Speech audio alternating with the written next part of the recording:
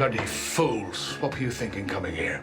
Have you any idea how dangerous it is? You're Aberforth, Dumbledore's brother. Harry's had so many challenges in his journey, his odyssey to kind of beat Voldemort, and the biggest is this moment with Aberforth. Do yourself a favour, boy. Go home.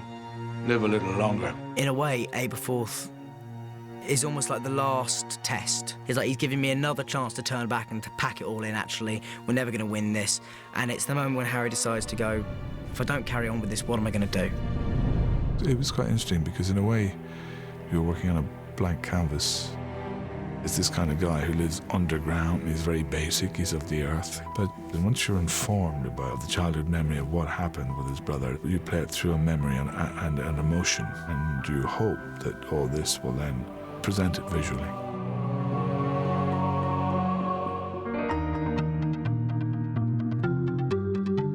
The makeup, I think, on Kieran, it's the best makeup that's ever been done on any of the films. It's astonishing how to make him look that much like Michael Gambon, while still there being just enough subtle differences for it to be a brother rather than an identical twin. It's very hard to find yourself in there, you know, 'cause it's a fairly heavy disguise. Comes into 3 parts, really. What they've done is they've made me some little eye bags just in here that they then push into the skin, and then they've given me, which you can't see, from the eyes up to give me this big forehead that Michael has, that I don't. And the only other thing is a little nose, because mine's a bit crooked and thinner. So in fact, they've just added some features that then, in a way, transforms the whole face. The eyes are what do it. Because Michael Gambon, actually, you don't really think about it at the time, but he has very distinctive under his eyes. It's very, very specific to Michael. That was what really sold it to me. Kieran just wore it beautifully, and he didn't let it affect his speech, didn't affect his movement. You just see somebody looking very natural. The fineness of the work they do, it's really special. So it was a great thrill to be asked to be in it.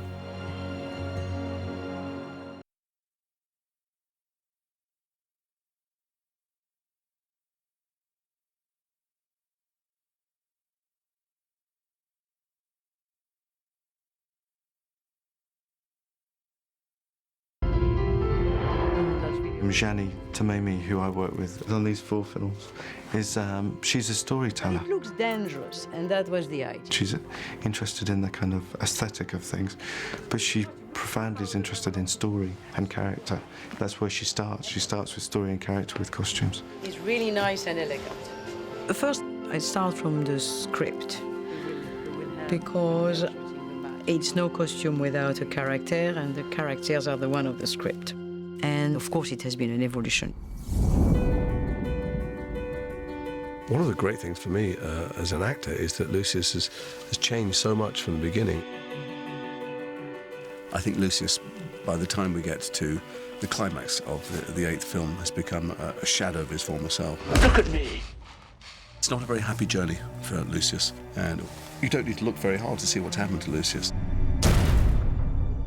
He lost a lot of his grandeur, and he actually became much more human than in the other film, because something in him is breaking, and we had to reflect that in the costume by making him a lot more dirtier and damaged and less perfect than he used to be.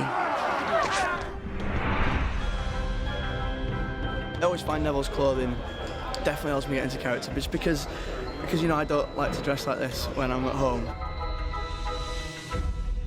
When he started out, it was very clear that his gran dressed him. But Neville's always been, you know, buttoned up, right up there, tie, shirt to the top, robe on, very prim, very proper, and all the clothes have always been like 3-4 sizes too big. Wearing a fat suit for about 6 years, that was pretty tough. The fat suit sort of did help me get into character in a way, because Neville was always described as round-faced and etc. But it was so warm and it was very difficult to move sometimes, and it did distract me sometimes in that respect. It's quite strange actually, because it's different this year. Some of the clothes are a bit cooler than normal. Neville's really come along a bit. This year they've gone for the cardigan as sort of a leader. Like in Order of the Phoenix, when Harry Potter wore a cardigan as opposed to all the jumpers and tank tops the other students were wearing, it sort of gave the idea of someone who's a teacher. Expecto Patronum. Lupin had it in Prisoner of Azkaban when he was teaching, so Neville's sort of become the resistance leader now, so he's got a cardigan on. And then, obviously, battle-weary as he gets more and more, and this one, his clothes become more ripped, and he just doesn't care. He doesn't care anymore. There's far more important things at hand. Part 2 is going to be a bit of a mix of it this year, so it's quite cool. And that's his character. So he has come along quite a lot. Yes. You can see. Yes.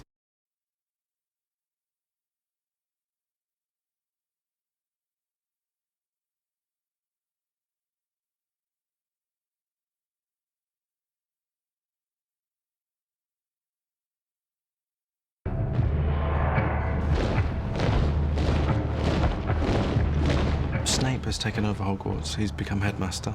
He's turned it into a pretty grim place. All the magic's gone. It's like a prison.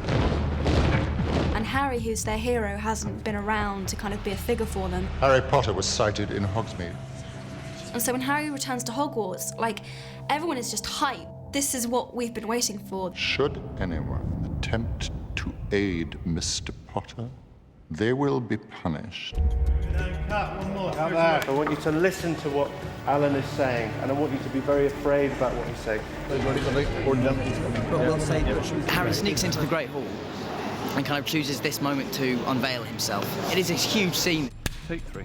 Jim Broadbent and Miriam Margolyes and Gemma Jones, everyone came back, which is wonderful. And Alan is brilliant at that speech. Any person found to have knowledge of these events who fails to come forward. There's a speech in the Great Hall. The way Alan says a couple of words will be treated like equally guilty. Equally guilty.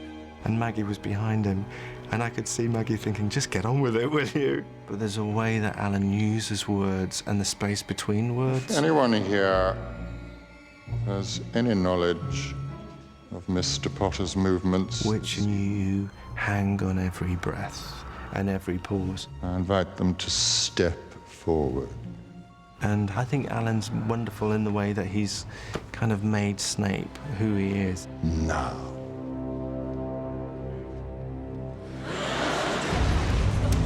I've always enjoyed working with Alan. I mean, the way he thinks about scenes, the way he breaks them down, it's quite inspirational. So I think that sort of forced me to raise my own standards.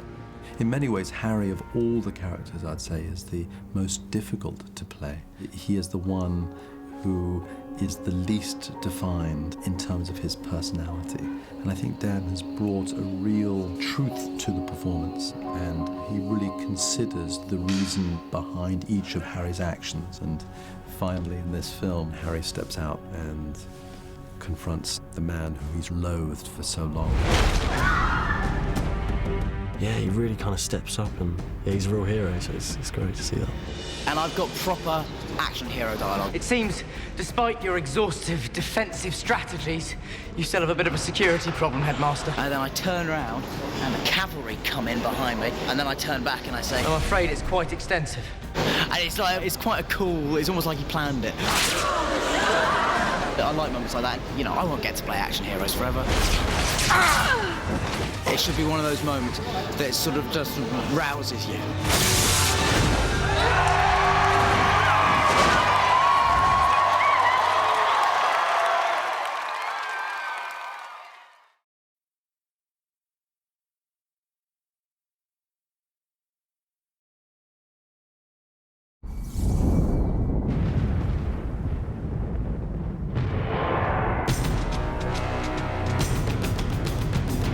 I think the final battle in the second film for the Deathly Hallows is really going to be our greatest triumph in terms of the work that we've achieved.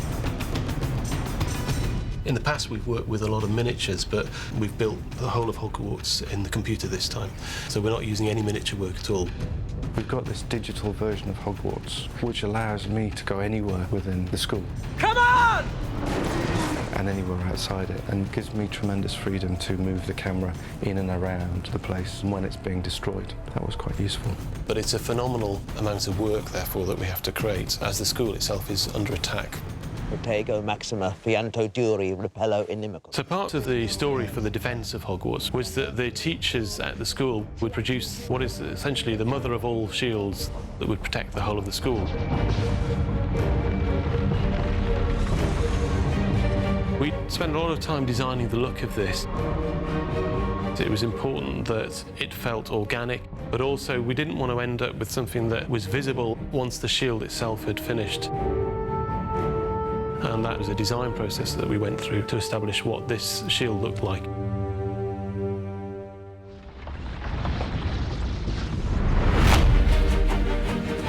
The idea was that as the Death Eaters would launch their spells,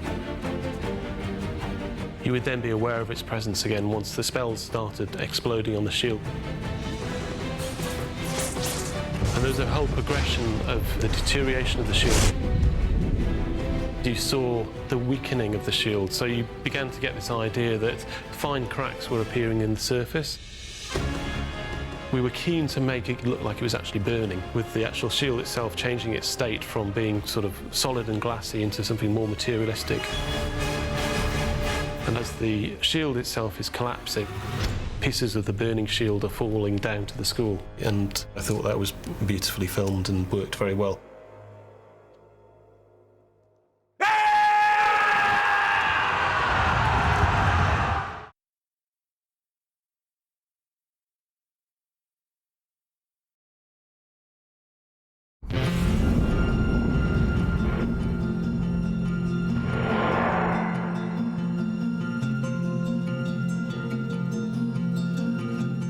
In all the years we've been here, obviously we've seen some pretty amazing sets, but for attention to detail and just grandness, the Room of Requirement this year was incredible.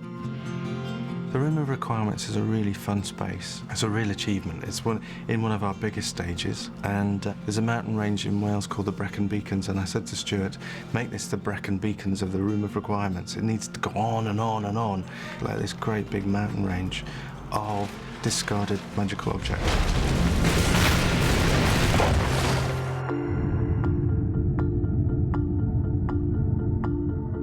Every corner has a beautiful top shot, wide shot angle, but if you look up here, these stacks are only a third height, so we'll go another 2-3 times these heights. It's an amazing set because it's probably one of the only sets that has ever been created only by props.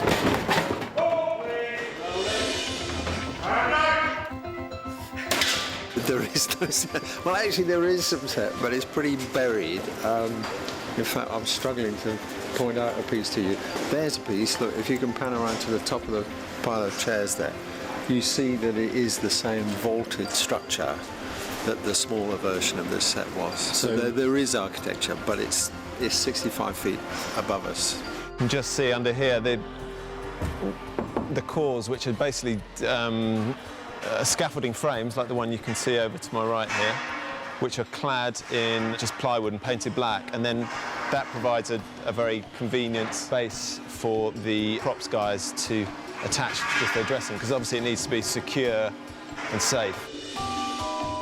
They literally filled it with just literally like more stuff than you can ever imagine, like old like World War II trunks and chairs and tables and glasses. I mean, it was instruments that don't exist. Because we've been shooting 6 films before, over 9 years, we have amassed a great deal of props and furniture. We're at an auction room about 15 miles away from the studio that we come to regularly. Today we're shopping for a variety of sets, so we enjoy just looking here and seeing things. We get inspiration for things that you don't know you want until you see them.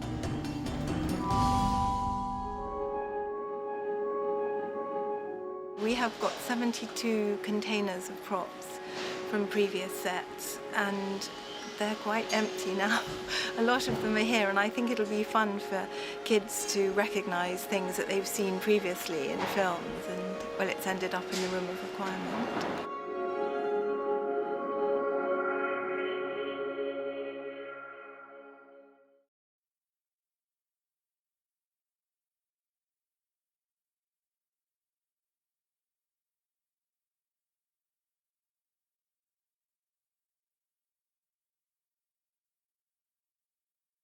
This is the room of requirements scene. It's high energy, it's big action. What can go wrong? Spells fly left, right and centre. Crab can't quite control himself and manages to set the bloody place on fire. The sequence starts with us climbing up to the top of the room requirements where all these flames are flicking up. Tom pretty much did most of that himself.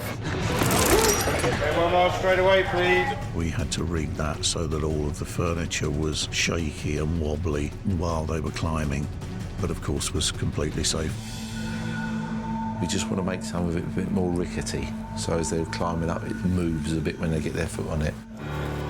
You're right, it does look high. Once we got up there, they had this incredible thing where we're standing on a table, and then all of a sudden they just literally took off 2 of the legs, so it just pivoted on itself almost.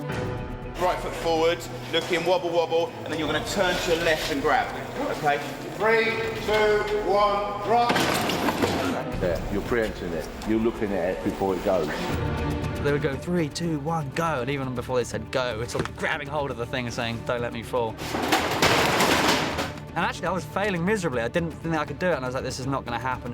It's a thing they're not used to doing, and they're still very apprehensive about doing it. It's just, you know, they don't want to try not to anticipate the table going. The look in their faces, that is genuine. And then one of the great stunt guys came up to me and said, it looks like you're not trying. Really, really have a go for this one. 3, 2, 1, drop. And yeah, we got the shot in the end. That's it. Good. That's the one. It's brilliantly shot, so it looks natural. But of all the years here, that was the most terrifying stunt. I'm smiling now, only because my feet are on the floor, yeah.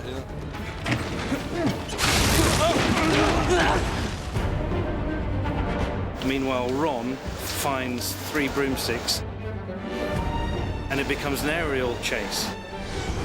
That was actually a really cool scene because we were all kind of on brooms, so it was good to be back on the broom actually. It's the first time in a Harry Potter film that 2 people have been on a broomstick together. We call it the rescue ring. We've just had to reinforce the back of the broomstick a little bit so we can get 2 people's weight on it. This rig comes straight past me, and basically we link arms, and as he goes past, he pulls me onto the back of the broom. And they're just on their way out. The whole room is about to combust completely, and they're just about to make it. And they get through the doors, and they crash land. The challenge of this is it's a real-time stunt, it's a real impact on the floor. It's using a broomstick that's also going to get entwined on them. A 2-person stunt it's always more difficult because there's someone else involved, and so you're not just thinking about your own self-preservation, you're thinking about someone else as well. They've done fantastic, and they've not kicked each other in the face, which is good, but they have landed on each other a couple of times. You kind of feel a bit bad, but that's the way these things go. But it's sometimes more fun doing it with 2 people. Out of 6 takes, we got 3 or 4 big favourites, and it'll be a hard choice to choose the best.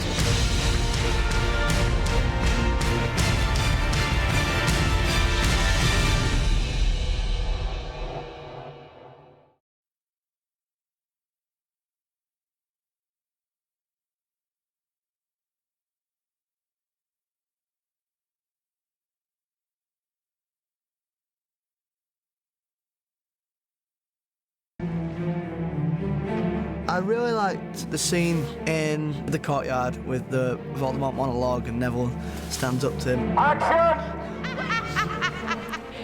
It's as if it's over, and it's kind of like there's no point in fighting anymore. Who is that? Hagrid's carrying. Neville, who is it? It was really my first scene, and then we came into the studio and we went straight to the courtyard set for a rehearsal. Because Rafe's going to zap him if he doesn't do it. And Rafe was there, and I met him. It was the first time I'd spoken to him. But he put me at ease anyway, very quickly, and we had a really good time at rehearsing. And then we went back inside, got all the hair and makeup, all the blood and the bruising and the ripped clothes. And then we went back outside to the courtyard, and it was just so different to what we'd just rehearsed on hours before. It was really daunting at first. I mean, there was fire blazing, there was the bodies of students laid just across the courtyard. All these limbs kind of hanging out of the rubble. Just hundreds of Death Eaters in one place. And we got the perfect weather for it. It rained and rained and rained, so it really looked fantastically desolate. And of course, he who cannot be named does this fantastic, vicious, victorious speech. Harry Potter is dead! No! No! In this giant confrontation, Rafe was let loose, and he was utterly terrifying. Stupid girl! We shot it for weeks, and you never quite knew who he was going to turn on, what he was going to say, even. Well, I must say I'd hoped for better.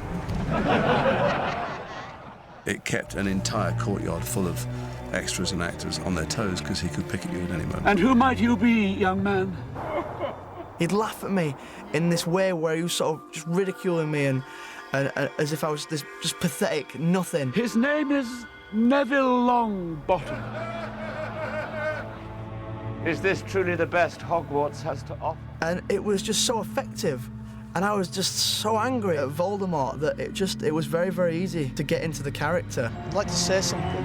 And he's battered in this story, and he's bruised, and he's broken. Doesn't matter that Harry's gone. But he gives this speech about why they're not going to give up, which is suicidal. He's still with us.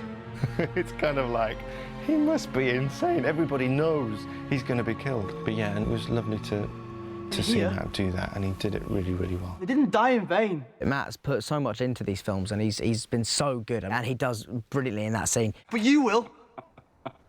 Harry's heart did beat for us. For all of us. And he inspired everyone to fight. This is not over! That was awesome because... I just love the idea that anyone can do these great things. They just have to have courage. They don't need to be special. Let me get this straight, Professor. You're actually giving us permission to do this? That is correct, Longbottom. To blow it up? Boom! Boom!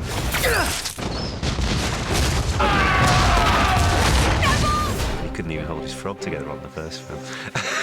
So to go from someone who loves frogs to someone who starts slicing up snakes, he's certainly turned into quite a warrior and head of the resistance at Hogwarts, which is a very brave feat for Neville to do. He beats the bad guy, he saves the day, and that's what's driving him along, just instinct to do the right thing. To be able to play that over the last 10 years, that evolution of a character, has been incredible.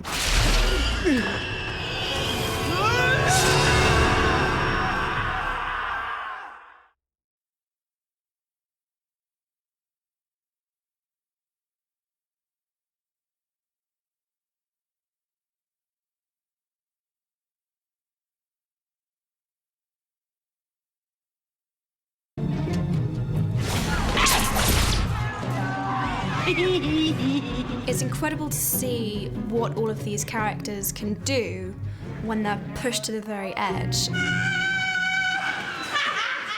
In Mrs. Weasley's case, one of her children is about to be taken away from her, and you see Mrs. Weasley in this incredible fight with Helena Bonham Carter. It's a great moment in the book. It's a real crowd-pleasing moment. Who's next?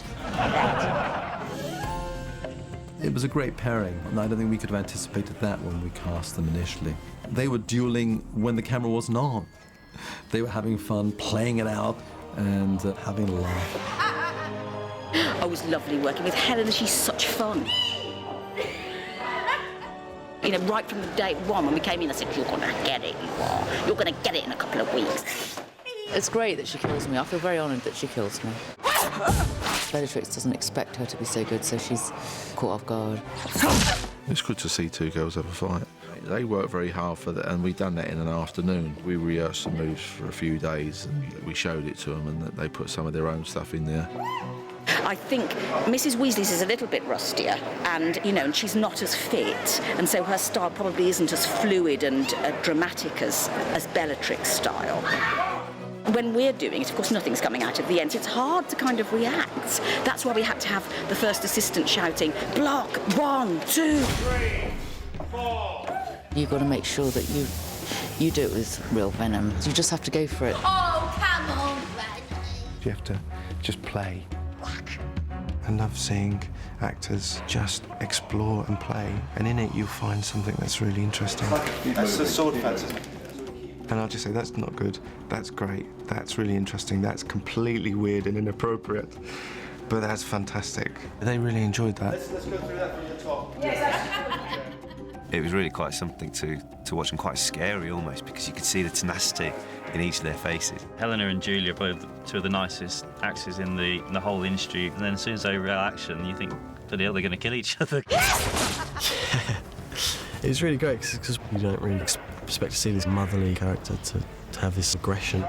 I loved the fact that she says, "Not my daughter, you bitch."